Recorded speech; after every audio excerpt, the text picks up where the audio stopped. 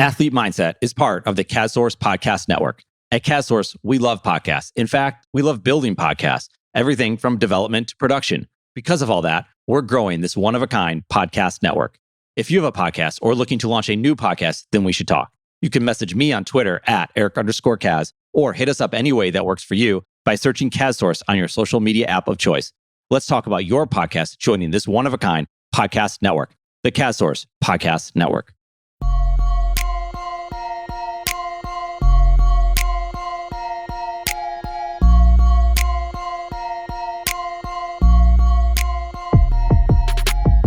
This is the Athlete Mindset Podcast, and it's all about mental health in sports. Presented and produced by Sports Eat Plus, part of the CASSource Podcast Network. Athlete Mindset is hosted by Lisa Bonta Sumii. Lisa is a therapist and mental performance consultant to high-performing athletes at the youth, collegiate, and professional levels. Lisa also works with teams, coaches, and other members of the sports ecosystem. The Athlete Mindset Podcast is a space for conversations with athletes, coaches, practitioners, and stakeholders in sports. And it's where those individuals share their perspectives, experiences, and thoughts on mental health in sports. I am Eric Kazimov, founder of CASSource and the creator of Sports Eat Plus. I'm hosting the Athlete Mindset Podcast on this platform as I deeply believe these conversations are essential and deserve to be prioritized.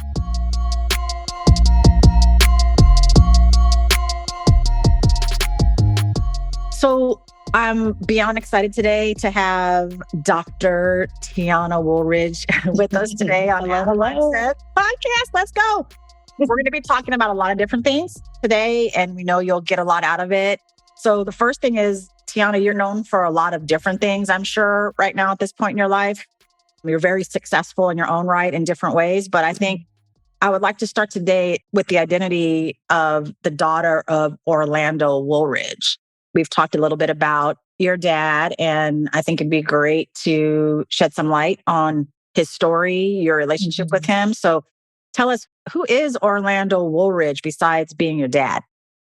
Yeah, absolutely. Well, first of all, thank you for letting me be here. I'm super excited to be here for this conversation. I feel very flattered by all the kind words you shared. So yes, I am the youngest of three kids. Orlando Woolridge and Patricia Jackson. They were high school sweethearts back in a small town, Louisiana. And, they were maybe like 15 and 14 years old. My dad told my mom she was like Miss Corn Cob or something, very Southern in a county fair going. And, my dad saw her from afar and just love at first sight kind of deal. And, they had all these huge dreams about what they wanted to do in life. My dad was, 6'9", 6'10". So of course, it was kind of written in the stars from early on that he was going to be a basketball phenom. And my mom was, the artsy one, really involved in plays and musical theater and played all these instruments. And so, they had dreams of traveling the world together, of having beautiful children together that would go off and do good things in the world. So they made a lot of that come true, which is so beautiful and wonderful to see. But that was not without its ups and downs. My dad had a really shining basketball career and a really promising sort of outlook to his basketball career. He played at the University of Notre Dame, went on, was drafted to the Bulls in, I believe, 86. I was like, I wasn't born yet. So if that was not the right year, I tried to take that route of, I was young, I wasn't around yet. But and then had a really, really powerful career. But kind of as part of the reason that we're here today and talking about all of this, his career and his legacy was impacted by him having to manage a substance use disorder while he was playing, having to go to rehab and, continue to manage that and try to stay sober through his athletic career. Again, when I think about kind of who my dad is to me beyond this basketball player, I just think of him and I just see his huge smile and his positive energy. And that is something that absolutely runs in the Woolridges. We're loud. You hear us coming. There's a certain laugh that we all do that's kind of characteristic of the Woolridge line. And he was just so much fun to be around, magnetic personality. People loved him. And he was a monster on the court. I can go back nowadays and YouTube his, dunks or highlights. And the crowd just explodes when he would just go fearless and go dunk on like three people. So it's really, really fun. If you haven't seen any of his highlights, I definitely would go back and check them out. I want to. And I'm older than you. So I know a little bit more about him when he was currently playing. Yes. But remind me again what teams he played for in the NBA when he was at that point in his career?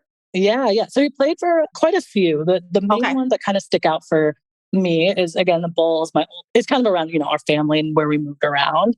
So started off with the Bulls.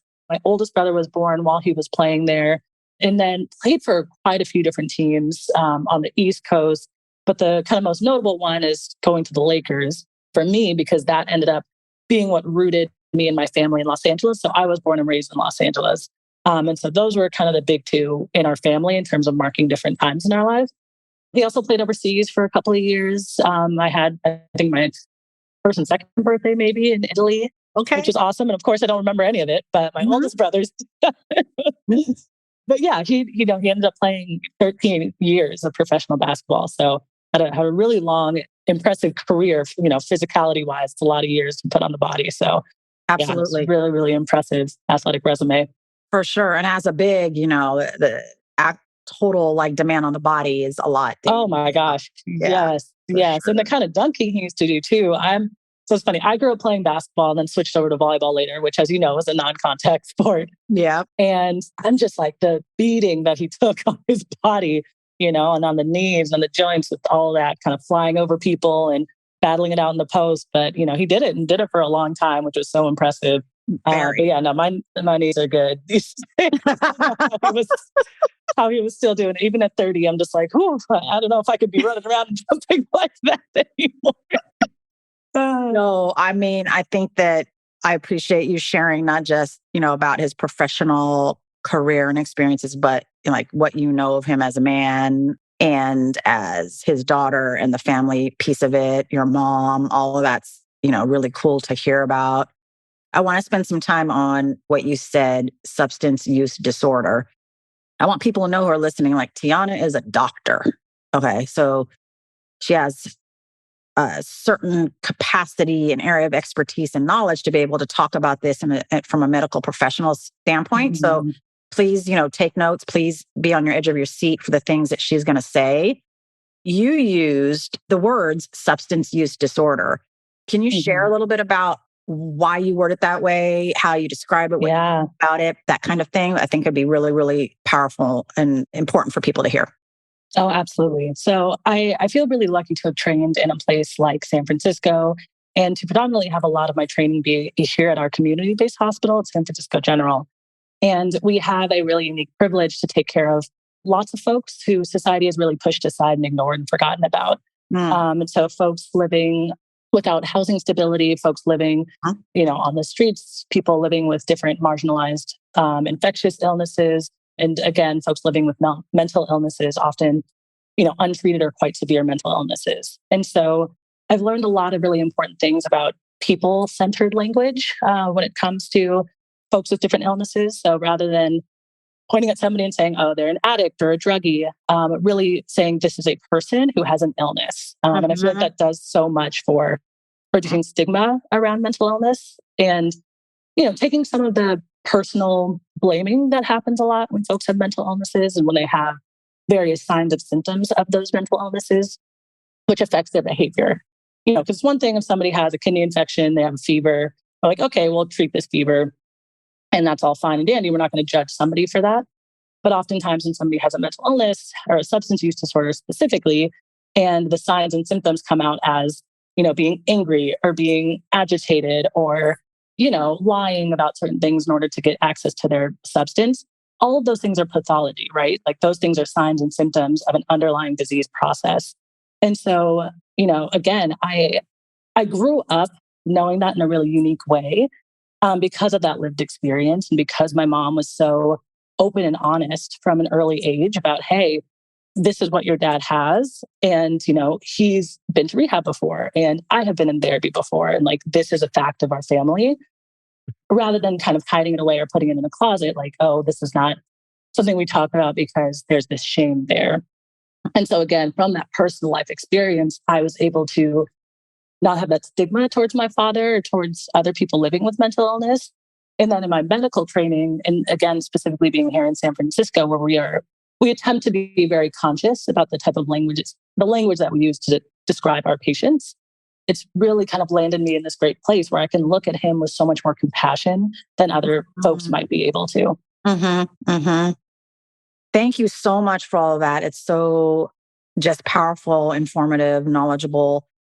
I don't know if you knew, but I started my early career in San Francisco too, and had worked at some of the psychiatric inpatient units at San Francisco General for part of my career. So, wow, small world. Yeah, totally. So like the emphasis on our city, the Bay Area, about being super supportive and affirming and strength-based about how we talk about what people are going through.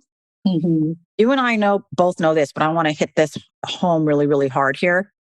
Are you saying, Dr. Tiana Woolridge, that substance use disorders, substance abuse disorders are mental illnesses? Yes, I want to really, really clearly state that. And that is something that is really important because, again, the signs and symptoms of these disorders are things that impact someone's behavior. And so when you look at a behavior and you don't look at, the illness process, the kind of brain changes that happen when somebody develops a tolerance or a craving for a certain substance, using substances over time, in certain folks who may have some predisposition to developing a disorder, that frequent use of a substance actually changes the brain, changes the wiring, changes the balance of some of those neurotransmitters in a way that affects behavior. And again, if we just look at behavior and point that as someone's moral flaw, or point it as, oh, this is a personality of that person, something they decided to do, that really takes away from the fact that these are folks who need treatment and who could benefit from treatment. And so again, rather than pointing the finger at the behavior and at the pathology, really, really pointing a finger at like, this is an illness that can be treated. Yes, absolutely. I love that. What is your theory, as much as you want to share, either from your dad's experience or other patients that you work with or treat who have substance use disorders? Where do you think that behavior comes from? Do you have theories about, like, maybe for your dad or others, where that comes from? Totally. That's a really great question. I think, one, substance use disorders are incredibly common. I was reading a statistic recently that 1 in 10 adults in this country have had a substance use issue in their lifetime. And so super common. You're in a room with 10 people, like at least one person in there on average is dealing or has dealt with a substance use disorder, or substance use issue. And so I think there's something to be said for just randomness in that, he happened to be that 1 in 10. I absolutely think the pressures of high level athletics and that pressure, not just of having to perform on the court, but having a family depend on you, and extended family and friends also depend on you. And, being in these environments where all eyes are on you and your decision making, a lot of folks take that into their own hands of like finding an outlet for that pressure. And substances can absolutely be a part of that. And then, there's always folks talk about the genetic, maybe predispositions, like something running in the family, which I know less about in our family history, or just things in terms of environment and things like that can impact, raise or lower your risk for developing substance use disorders. But the last thing I'll say to this point, which I feel like is something even nowadays that I feel passionately about working towards, is about education and awareness of those early signs of potential substance dependence, or early signs that like, hey, this is maybe beyond something that's just, oh, this person's having fun, or this person is trying to relax, on a weekend. And saying, okay, there is maybe some sign or symptom of a mental illness that's happening here and that someone needs help. And we don't get a lot of that mental health kind of education. And I know both of us are working very hard to try to change that for our young people. But, people are able to recognize those signs within themselves and within a loved one and say early on, before things get, progress very far in terms of the illness. If somebody's able to recognize those things and act early on, I feel like that always has such a better, prognosis for the future. Absolutely. Thank you. Would you mind sharing some of those signs and symptoms that you are, attuned to and kind of sensitive to in the development of a substance use disorder? Because just like any other mental health condition or mental illness, folks can exist on a continuum of being, mild, moderately, or severely involved in the behaviors of a substance use disorder. So if we were to try to catch it before it's taken to the next level by an individual, what would you want to make sure people are looking for in themselves or a loved one or people that we care about? As a physician, the first thing I always like to share with people, because it's hard to remember all the specific things to look out for, but looking out for a certain type of behavior or mood that is impacting someone's functioning. So their ability to go about their life on a day-to-day basis, go to school, go to work, go to practice, those things, any, again, type of behavior or mood issue that is impacting someone's ability to do the normal things that they need to do, that's always going to be a red flag. This is a person who may need help. And so specifically talking about substance use disorders, there's a handful of categories that we look at in terms of changes in behavior. So one being having to use that substance more, having to use more of that substance than one had to use before in order to get the same effect. Something else is also feeling, those heavy withdrawal symptoms. And so if it's somebody who's, using these symptoms and having, feeling really, really terrible for the next day or a couple of days, and kind of, again, re-engaging in those substances to try to prevent some of those withdrawal symptoms. Mm-hmm. And again, these are all really signs showing how the brain and how the body is changing as a result of these substances. And so that gets back to what we were saying earlier about how this isn't just like, oh, personal choice, I want to do this, but there's actual physical changes that happen and neurochemical changes that happen in the body that make it more likely that somebody is potentially going on to develop a substance use disorder. And so, and then I think, again, in the things that happened with my dad that kind of were the tipping point of, okay, this is something that needs to be treated, is that interruption with those daily activities. So starting to miss practice, starting to not show up for things that he was supposed to show up for. And again, these are symptoms that we know of potential substance use disorders when somebody is doing things to obtain that substance and use that substance in such a way that they are blowing off their family and life responsibilities. Mm-hmm. And again, not a moral choice. These are things that are if you look at the diagnostic and statistical manual that we all kind of study and work off of as mental health providers, yes, these are things that are in the book about what happens with folks who have substance use disorders. Yes, they are. They are in our book. And important for us to keep an eye on, to keep it as mild as possible, to intervene as soon as possible, and educating those around, in this case, high-level athletes, that they also know the signs and symptoms. The athletic trainers who are trained to also know those things, their coaches, each other, their teammates, even the equipment guys, they all should be able to know what to look out for. So it's a whole ecosystem that depends on each other and cares for each other. So thank you for really, really breaking that down. I mean, you are in your residency. You're about to embark on another stage of it. Tell us about it, how you feel about it, what you're, focusing on and specializing in as a doctor of medicine. Yes, I am so excited. So I'm currently a resident in the Department of Pediatrics. And so I will be a board certified pediatrician very soon, which is exciting. And then, thank you. After I finish that this summer, I will be going to the University of California, Los Angeles to do a fellowship program in the Department of Sports Medicine, specifically in primary care sports medicine. So thinking a lot about how do we optimize the overall health, including physical and mental well-being for our athletes. How do we optimize non-operative treatment for our athletes for various musculoskeletal conditions? And so I'm really, really excited to jump into that as somebody who's been part of this NBA family and been an athlete my whole life and in college. It feels like this really cool full circle moment where I can take not only the life lessons that I learned from, being in an athletic family and being an athlete myself and hand it to the next generation, but I can also add this medical knowledge and use that to kind of give back to a community of people that I was in. Absolutely. That's so cool. So cool. Tell me more about what it means to you to be back in LA and at UCLA, where there's family history there. There's so much. What does it mean to you to be back there and serving that community? It's really exciting. And I defined it as this full circle moment because, really what brought my dad and my family to Los Angeles was the Lakers giving him a chance in the setting of, he was actively managing the substance use disorder. He was getting rehabilitation for this and getting therapy and treatment for the substance use disorder in Los Angeles, in the city of LA. And the Lakers really gave him that opportunity where other teams said, with the social stuff going on, we don't know if we necessarily want to get into this. And being able to see an organization really look at the overall well-being of their athlete is really something beautiful to me and something that I hope to be able to contribute to. Now, being on the other side, as you know, me and my family being on the player side before, now being able to be on the medical side and being able to help that next generation of athletes means a lot to me. And so I am extremely grateful for this opportunity. I hope to continue to help those young student athletes and help prevent. I'm a big person focused on the prevention of illnesses. I actually have a master's in public health from Harvard that I did when I was in medical school.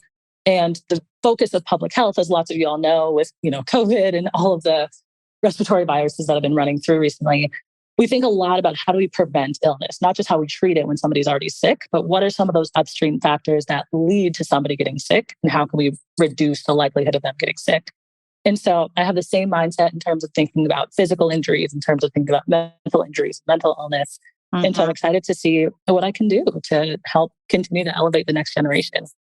No, it's inspiring in so many ways. Thank you for sharing all that in detail. I mean, am I correct also in that you might even get a chance to work with some of the Lakers as well from a sports standpoint? You are correct. You are correct. So as part of my fellowship program, I'll be working with UCLA Athletics, of course. So getting good training and taking care of the elite college athlete.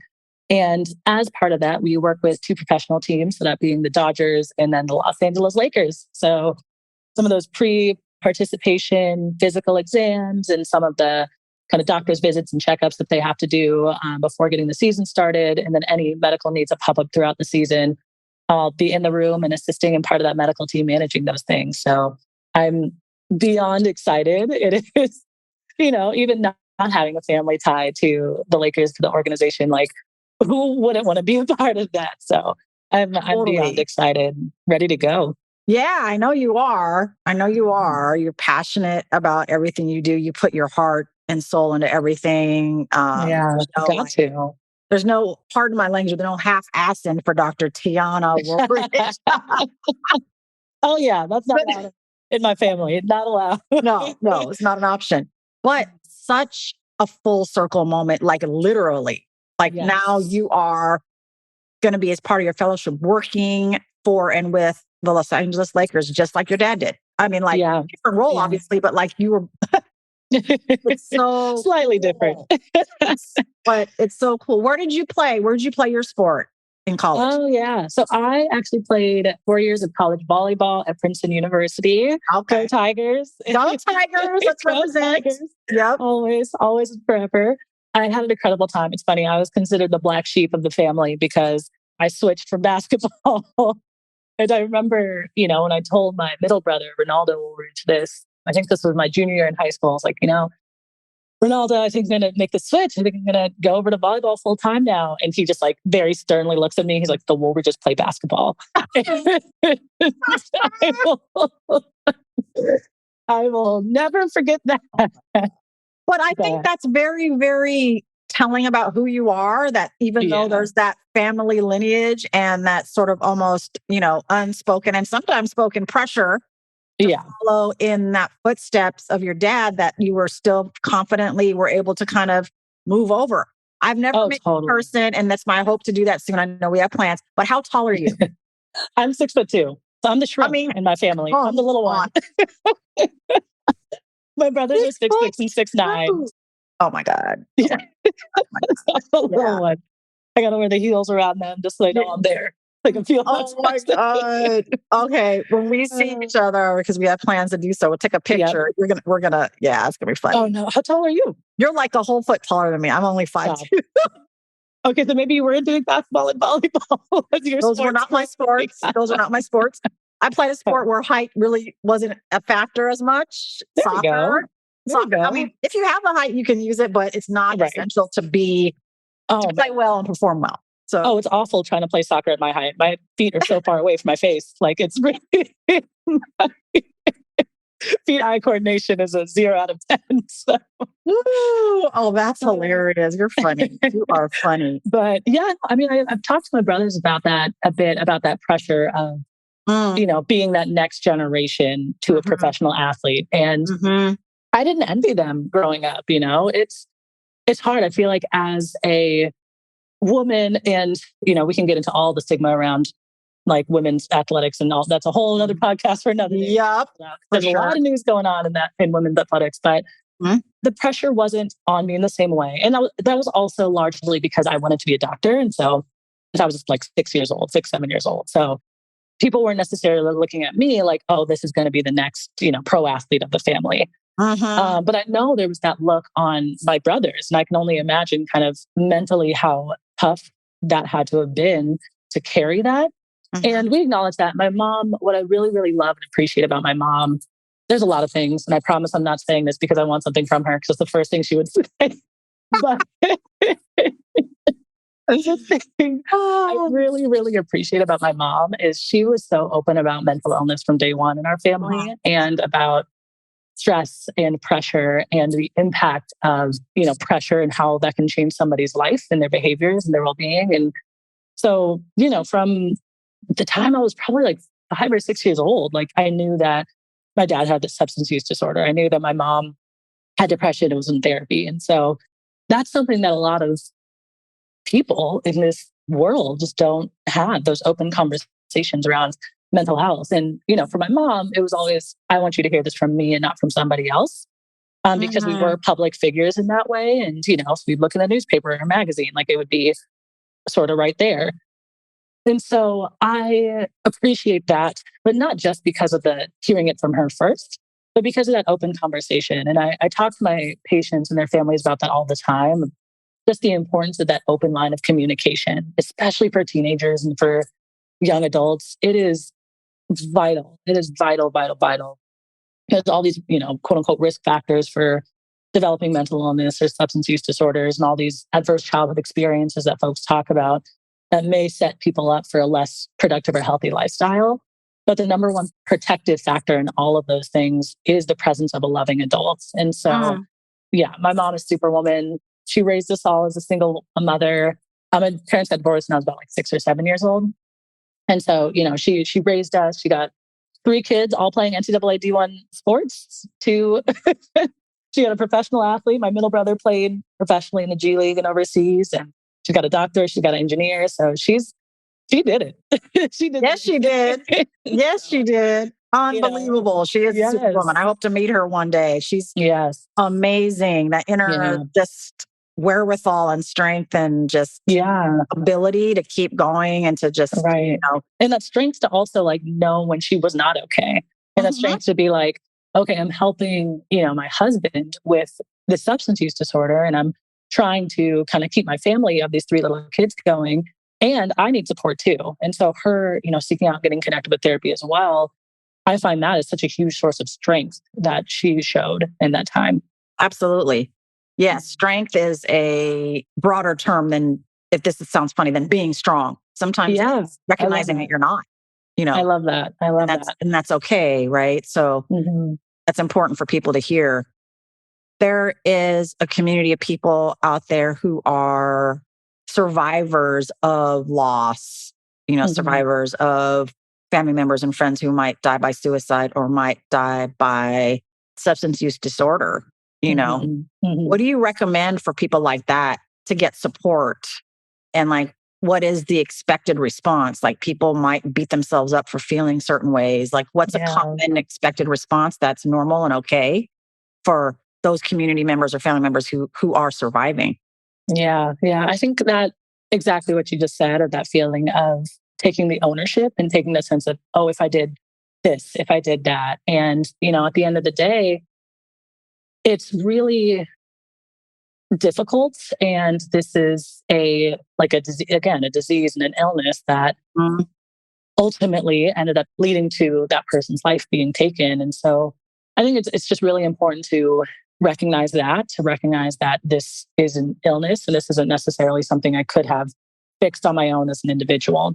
And so working through that, I think I've talked about therapy like 4 times already. I love therapy. Like, I've been in and out of therapy since 2011, probably 2012, actually. 2012 was the year my dad passed. So that was the first time I went to therapy. And again, for the last X number of years after that, I've been in therapy. And I think it's just a great opportunity to work through some of the challenging thought patterns and the challenging connections that we make in our thoughts that make us feel worse about ourselves in these situations. And there's always just the natural grieving process, so 6 months plus after somebody passes, you'll have that feeling of loss, of pain, of grief, of wondering why this is happening, the fairness of all of this happening, the unfairness of all of it happening. All of those things are very normal and natural reactions, wanting to withdraw from other people. These things happen after we lose somebody. And I think what's important, and actually the reason I started going to therapy was the length of time that I was sort of grieving my dad. And he passed in May of 2012. And I remember getting into my fall semester. So in fall of 2012, I was still having really, really hard time. Just emotionally, I was feeling very down, feeling like not wanting to be around people, having a harder time concentrating and working in this classroom and in volleyball. And I remember my mom sharing with me, she's like, I think this is getting beyond sort of the typical grieving process. Like, I think you should probably talk to somebody and try to find a therapist on campus. And I did, thank goodness. And that was wonderful. And I started taking an antidepressant. And that really, both of those things helped me immensely and completely turn around the rest of that year to the point that I was able to succeed, in volleyball and in the classroom in a way that I don't think I would have without those support systems in place. And so again, I think that it's important to know both the normal, quote unquote, normal trajectory of grieving a loss, and especially when you have a loss that's so unique in this way. And then I think also important to recognize, okay, around 6 months, going on longer than that, like I should really start thinking about what else may be going on with me and getting help as needed. Mm-hmm. Gosh, thank you so much for being so open and candid and vulnerable. I mean, the fact that who you are in your life and in your profession, can speak so openly about your own mental health journey is just inspiring, and will normalize conversations across the world, really. Anyone who has access to this, access to you, it's amazing. Like, we as providers and in serving and help caring professions, we're not immune to our own adversity and to our own life experiences and lived experience, because we're humans too. We don't just take care of everyone else and not take care of ourselves. Thank you for continuing to bring light to the work that you do, to the people that you help, the populations that you prioritize and serve. It matters. It means a lot. I feel very honored to know you and can't wait to continue to watch your career and all the things that you are doing. It's really, really amazing. And, just you're such a busy person. So I really thank you for taking the time to sit and chat with me. I can't wait for everybody to have a listen. You have so much knowledge to share. And do it so gracefully and so humbly, down to earth. So I really, really appreciate you spending time with me today. Oh, thank you. Of course. And I try to. I mean, I'm usually, whenever I'm talking about medical things in clinic or whatnot, I have like a 2-year-old child crawling all over me. And so you kind of learn how to communicate in a fun way. Oh, yeah, no, I have a pretty awesome job. I'm going to miss the working with really little babies and kids once I go over to sports medicine, but I'm embracing it these days. And it's being a doctor, it's hard. Residency is hard, but it's one of the most incredible jobs in the world. And I have a huge privilege to be able to take care of people and make them feel better and meet them at the worst part of their lives and try to help make a difference. And whether that is in pediatrics or sports medicine, I'm just so grateful for these opportunities. And I'm grateful for people like you for creating these spaces and trying to, prevent suffering. And there's a lot of suffering out there. And so I appreciate you and the work that you do to reduce that and to try to give people the skills and the knowledge they need to take control of whatever illness they're dealing with, or stress or pressures that they have to confront. So thank you.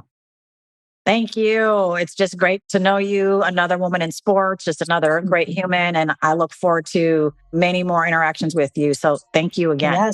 Yes, so much more to come. Athlete Mindset is part of the CADSource Podcast Network. At CADSource, we love podcasts. In fact, we love building podcasts, everything from development to production. Because of all that, we're growing this one-of-a-kind podcast network. If you have a podcast or looking to launch a new podcast, then we should talk. You can message me on Twitter at Eric_Kaz or hit us up any way that works for you by searching CazSource on your social media app of choice. Let's talk about your podcast joining this one-of-a-kind podcast network, the CazSource Podcast Network.